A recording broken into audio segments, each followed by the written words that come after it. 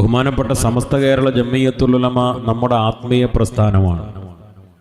സമസ്ത കേരള ജംഇയ്യത്തുൽ ഉലമ ഇലാഹിയായ തൗഫീഖുള്ള ഒരു സംഘടനയാണ്. ഇത് പറഞ്ഞതാരാണ്? മഹാനായ ശൈഖുന ശംസുൽ ഉലമ ഖദ്ദസുല്ലാഹു സിർറഹുൽ അസീസ്. കേവലം പ്രസ്ഥാനങ്ങൾക്കിടയിലെ ഒരു പ്രസ്ഥാനമല്ല, സംഘടനകൾക്കിടയിലെ ഒരു സംഘടനയല്ല സമസ്ത. നമ്മളും പറയാറുണ്ട്, മറ്റുള്ളവരും പറയാറുണ്ട്, ബഹുമാനപ്പെട്ട സമസ്ത, പുണ്യ സമസ്ത. സമസ്തക്കാർ മാത്രം പറയുന്നതല്ല.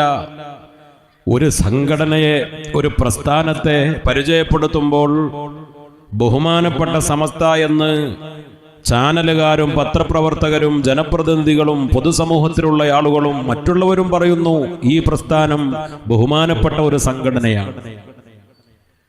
ഒരുപാട് സംഘടനകൾ നമ്മുടെ നാട്ടിലുണ്ടല്ലോ. എന്തുകൊണ്ടാണ് ആ സംഘടനകളെക്കുറിച്ച് അവരുടെ ആളുകൾ പോലും അങ്ങനെ പറയാറില്ല?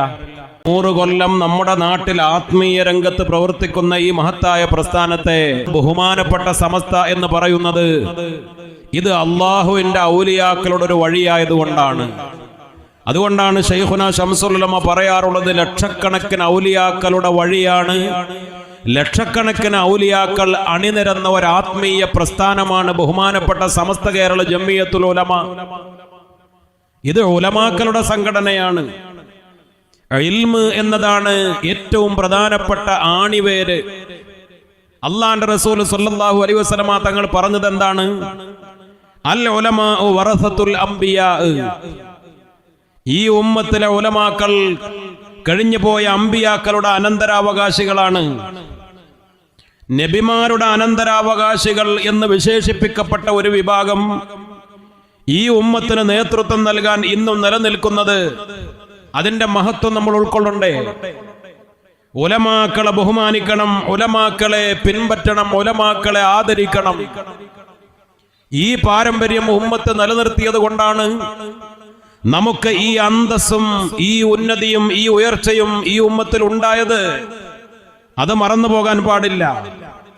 മഹാനായ റസൂലുള്ളാഹി സ്വല്ലല്ലാഹു അലൈഹി വസല്ലമ തങ്ങൾ പറഞ്ഞത്, ഉലമാഉ ഉമ്മത്തി കഅംബിയാഇ ബനി ഇസ്രായീൽ. എന്റെ ഉമ്മത്തിലെ ഉലമാക്കൾ കഴിഞ്ഞു പോയ ബനു ഇസ്രായേൽ സന്തതികളിലെ ലക്ഷക്കണക്കിന് എന്ന് പറഞ്ഞാൽ ഏറെക്കുറെ 100,000-ഓളം വരുന്ന നബിമാരും ബനു ഇസ്രായേലുകളിലാണ് കഴിഞ്ഞു പോയത് എന്ന് ചരിത്രം രേഖപ്പെടുത്തുന്നു. ബനു ഇസ്രായേലുകളിലെ അമ്പിയാക്കളെ പോലെയാണ് എന്റെ ഉമ്മത്തിലെ ഉലമാ എന്ന് ഹബീബായ മുത്ത് മുഹമ്മദ് മുസ്തഫ സ്വല്ലല്ലാഹു അലൈഹി വസല്ലം. ഉലമാക്കളെ ബഹുമാനിക്കണ്ടേ? ഉലമാക്കളെ അല്ലേ നമ്മുടെ നേതൃത്വം ഏൽപ്പിക്കേണ്ടത്?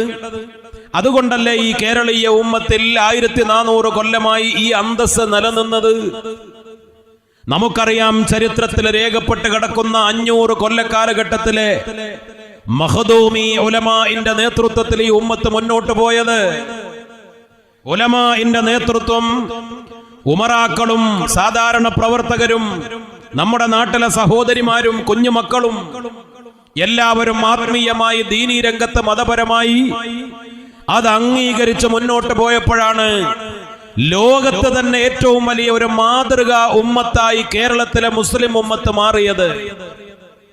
ആ പാരമ്പര്യം നമുക്ക് നിലനിർത്താനായി സാധിക്കണം.